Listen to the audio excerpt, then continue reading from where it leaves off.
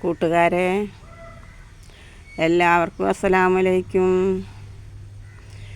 എൻ്റെ ഒരു പുതിയ വീഡിയോ കാണാൻ നിങ്ങളെല്ലാവരും ഞാൻ ക്ഷണിക്കുകയാണ്. ഞാനിന്നിവിടെ ചെയ്യാൻ പോകുന്നത്, എനിക്കിവിടെയൊക്കെ വൃത്തിയാക്കിയപ്പോൾ കുറച്ച് ചപ്പും ഇലകളും ഒക്കെ കിട്ടിയിട്ടുണ്ട്. അപ്പോൾ അതൊന്നും വേസ്റ്റാക്കി കളയണ്ട, നമ്മുടെ ചെടികൾക്ക് ഇട്ട് കൊടുക്കാൻ ഞാനൊരു കമ്പോസ്റ്റ് ഉണ്ടാക്കാൻ തുടങ്ങുകയാണ്. അപ്പോൾ അത് നിങ്ങൾക്ക് ഞാൻ കാണിച്ചു തരാം. ഞാൻ എങ്ങനെയാണ് കമ്പോസ്റ്റ് ഉണ്ടാക്കാറെന്ന് ഞാൻ കാണിച്ചു തരാം. നമ്മുടെ ചെടികൾക്ക് കമ്പോസ്റ്റ് ഉണ്ടാക്കി ഇട്ട് കൊടുത്താൽ വേറെ ഒരു വളവും നമ്മുടെ ചെടികൾക്ക് നമ്മൾ കൊടുക്കേണ്ട ആവശ്യമില്ല. അത്രയും നല്ലതാണ്. അപ്പോൾ നമുക്കത് എങ്ങനെ ഉണ്ടാക്കുകയെന്ന് ഞാൻ കാണിച്ചു തരാം. എനിക്കിവിടുന്ന് കുറച്ച് കരിയിലൊക്കെ ഞാൻ ചാക്കിൽ വാരി വെച്ചിട്ടുണ്ട്. അപ്പോൾ ഇതൊക്കെ നന്നായി അമർത്തണം.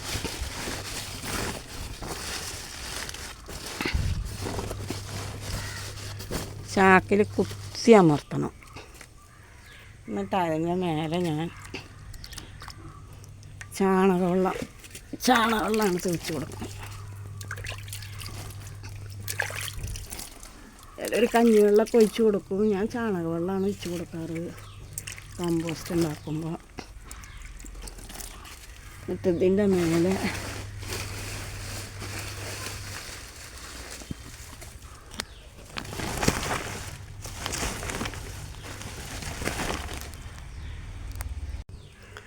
ഇപ്പോൾ ഒരിടക്ക് കരിയില ഇട്ടു.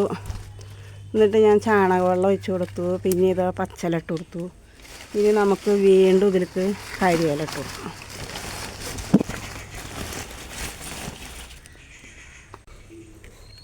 അപ്പോൾ നമുക്ക് ഇനി വീണ്ടും കുറച്ച് ചാണകവെള്ളം ഒഴിച്ച് കൊടുക്കാം.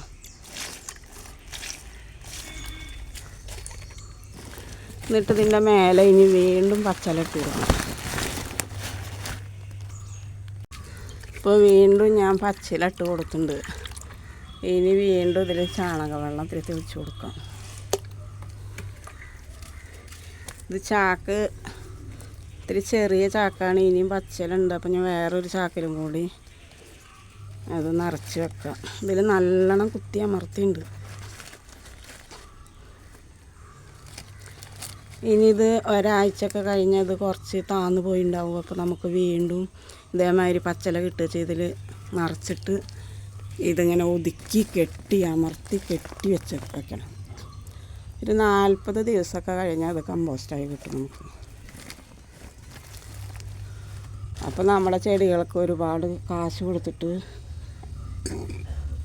വാങ്ങേണ്ട ആവശ്യമൊന്നുമില്ല. ഇത് വൃത്തിയാക്കിയപ്പോൾ എല്ലാ തരം ഇലയുണ്ട്. ഇത് നമുക്ക് നമ്മുടെ ചെടികൾക്ക് നല്ലൊരു കമ്പോസ്റ്റായി മാറും. ഇത് ഇപ്പോൾ ഒരുപാട് പൈസ ഒന്നും ചിലവാക്കിയിട്ട് നമുക്ക് വളമൊന്നും വാങ്ങേണ്ടി വരില്ല. നമ്മുടെ ചെടി നല്ല ആരോഗ്യത്തോട് കൂടിയിട്ട് തന്നെ വളരും ചെയ്യും.